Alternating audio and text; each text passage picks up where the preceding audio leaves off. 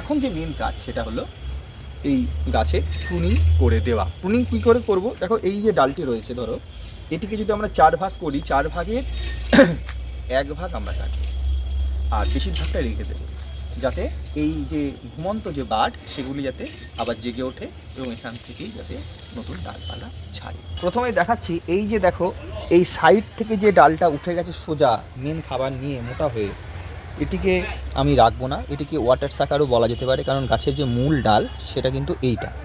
তো এই ডালটি কিন্তু মেন খাবার নিয়ে সোজা উঠে গেছে, এটাকে রাখলে কিন্তু বাকি ডালগুলো দুর্বল হয়ে পড়বে।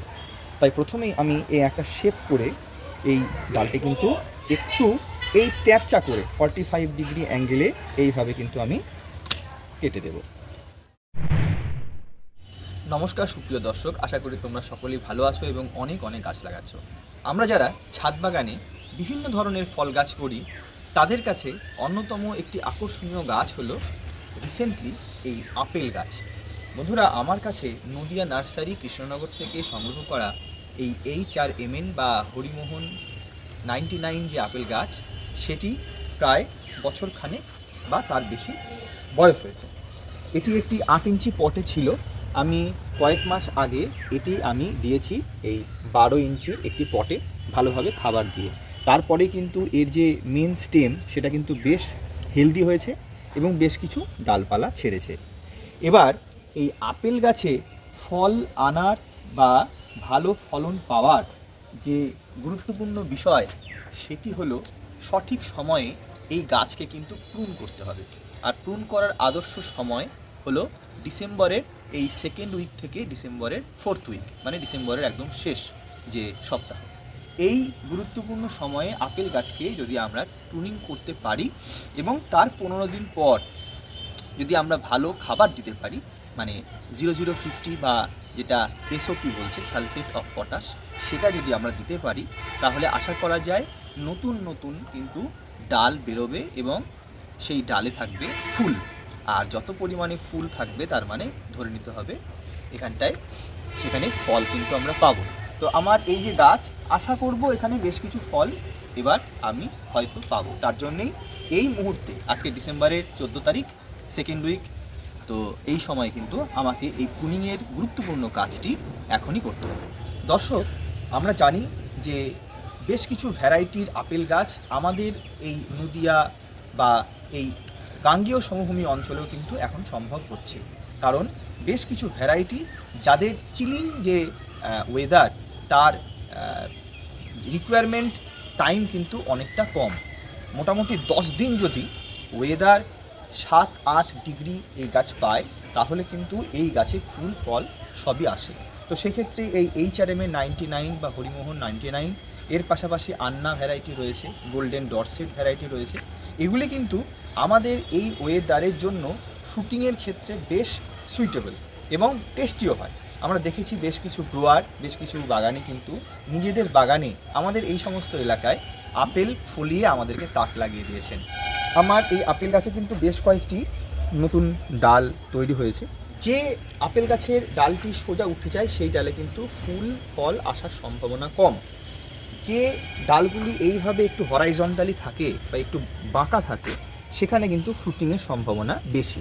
তাই আমাদের চেষ্টা করতে হবে এই ডালগুলিকে কিন্তু আমরা ভালোভাবে প্রুন করে দেব, যাতে মেন যে খাবার এটা নিয়ে শটান যাতে উঠে না যায়। তো আমরা কাটবো, মোটামুটি এই যে একটা ডাল রয়েছে এটিকে আমরা রাখবো না, এই লেভেলে কাটবো। আর দেখো এখানটায় ছোট ছোট স্পার রয়েছে, এই স্পারগুলি কিন্তু ফেটে ফেটে এবার ডাল ছাড়বে এবং এখানে কিন্তু ফুল এবং ফল আসবে। তাই আমাদেরকে এই যে এই ঘুমিয়ে থাকা যে বার্ডগুলি এগুলিকে কিন্তু এবার জাগাতে হবে। এখানেও দেখো ছোট ছোট ডাল তৈরি হচ্ছে, এগুলোকে কিন্তু আমরা কাটবো না, কারণ এখান থেকে কিন্তু ফুল এবং ফল আসার সম্ভাবনা।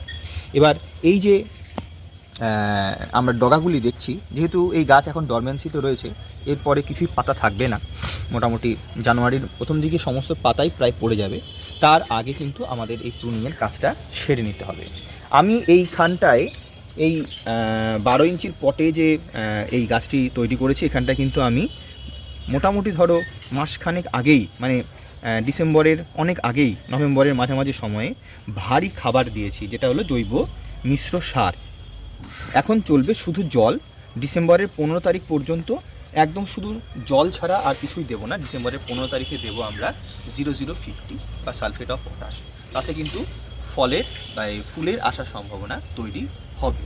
তো এখন যে মেন কাজ সেটা হলো এই গাছের প্রুনিং করে দেওয়া। প্রুনিং কী করে করব? দেখো, এই যে ডালটি রয়েছে, ধরো এটিকে যদি আমরা 4 ভাগ করি, 4 ভাগের 1 ভাগ আমরা কাটবো আর বেশিরভাগটা রেখে দেবো, যাতে এই যে ঘুমন্ত যে বার্ড সেগুলি যাতে আবার জেগে ওঠে এবং এখান থেকেই যাতে নতুন ডালপালা ছাড়ে।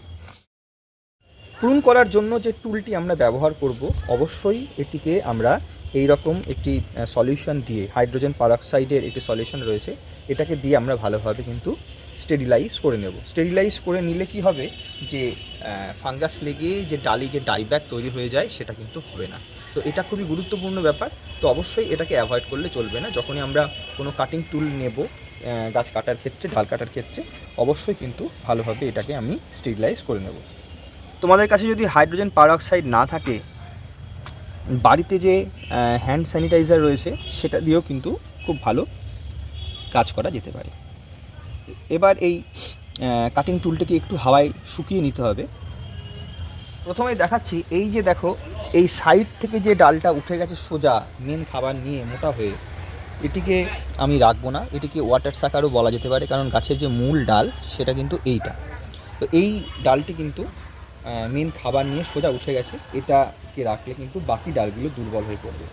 তাই প্রথমেই আমি এই একটা শেপ করে এই ডালটি কিন্তু একটু এই তেরচা করে 45 ডিগ্রি অ্যাঙ্গেলে এইভাবে কিন্তু আমি কেটে দেব। প্রত্যেকটা ডাল এইভাবে কিন্তু আমি একটা শেপ করে, এখান থেকে যে এই যে স্পারগুলো বেরোচ্ছে এগুলিকে কিন্তু আমি রেখে দেবো। এগুলিকে আমি কাটার যে ভুল সেটা কিন্তু করব না। প্রত্যেকটা যে ডগা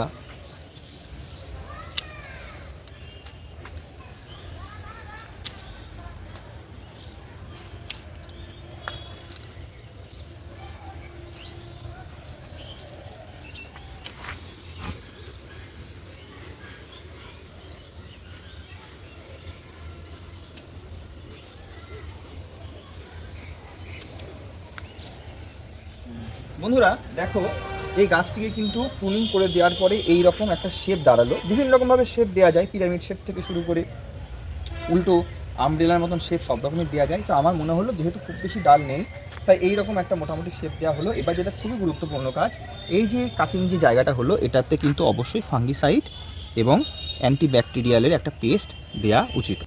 বন্ধুরা, আমার কাছে রয়েছে ব্লাইটক্সের একটি ফাঙ্গিসাইড। এটা আমি কৌটোতে রেখেছি, এই কৌটো থেকে তোমরা বুঝতে পারবে না, এখানে ব্লাইটক্স রয়েছে।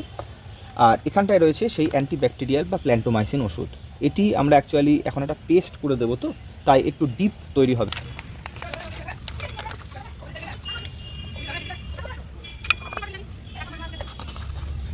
একটু জল দিয়ে দিলাম ভালো করে। এবার ভালো করে জিনিসটাকে মিক্স করে নিচ্ছি আমি।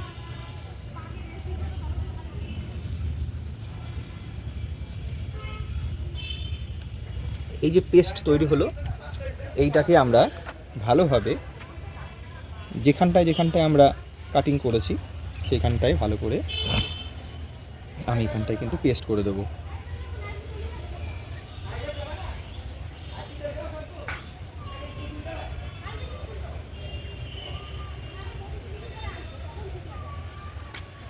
দর্শক, আজকে ডিসেম্বর মাসের আজকে 14 তারিখ, আজকের মতন যে কাজ সেটা কিন্তু কমপ্লিট করলাম। কারণ সঠিক টাইমে আপেল গাছের প্রুনিং কিন্তু ভালো ফুল এবং ফল নিয়ে আসে। তাই ভালোভাবে কেটে একটা শেপ দিয়ে আমি ভালো করে ফাঙ্গিসাইড এবং অ্যান্টিব্যাকটেরিয়াল মেডিসিন কিন্তু একটা প্রলেপ লাগিয়ে দিলাম। আগামী দিন আমি কিন্তু কোনো রকম ট্রিটমেন্টের করবো না, সামান্য জল দেবো, তাও 2 দিন 3 দিন 4 দিন অন্তর অন্তর। তোমাদেরকেও বলবো যাদের কাছে এরকম আপেল গাছ রয়েছে তারা কিন্তু শুধু জলই দেবে, তাও খুবই কম পরিমাণে। কারণ যা পাতা দেখছো এখনও, এই পাতা কিন্তু থাকবে না। জানুয়ারির প্রথম দিকে কিন্তু সমস্ত ঝরে যাবে। আর জানুয়ারির 15 তারিখ বা তারপরে আমরা দেব ভালোভাবে 0050 এবং একটু মাইক্রো নিউট্রিয়েন্টের একটা সলিউশন। সেটা আমি যথাসময়ে আসলে দেখাবো। তো এই সময় এই কাজটাই ছিল একটা যথাযথ কাজ। অনেকে কি করে যে এই এই যে ডালগুলি এগুলিকে কিন্তু বেন্ড করে নেয়। এগুলিকে বেন্ড করলে কিন্তু ফুল এবং ফল আসার সম্ভাবনা বেড়ে যায়। আমার যেহেতু এটা প্রথম বছর, আমি দেখতে চাই এটা পরীক্ষা করেই দেখতে চাই যে এটা যদি আমি বেন্ড না করি তাহলে কি হয়। কারণ অনেককেই দেখেছি ভালো করে দড়ি দিয়ে বেঁধে এগুলিকে কিন্তু একদম হরাইজন্টালি রাখে। তো আমি এটা করবো না, আমি এভাবে ছেড়ে রাখবো। যদি দেখি যে সেভাবে ফুল আসলো না, তাহলে বুঝে যাবো যে সত্যি এই ট্রিটমেন্টটা একদম সঠিক। আমি এইভাবে এটাকে রেখে দিচ্ছি এবং আগামী 1 মাস পরে আমি খাবার দেবো এবং এর পরবর্তী আপেল গাছ নিয়ে যত আপডেট আমি কিন্তু স্টেপ বাই স্টেপ তোমাদের সাথে শেয়ার করবো। তো আজকের এই ভিডিওটা আশা করি তোমাদের কাছে অনেক ইনফরমেটিভ বলে মনে হয়েছে। যদি ভালো লেগে থাকে তাহলে আমাদের চ্যানেলটিকে সাবস্ক্রাইব করে আমাদের পাশে থাকবে। আজকের মতন টাটা।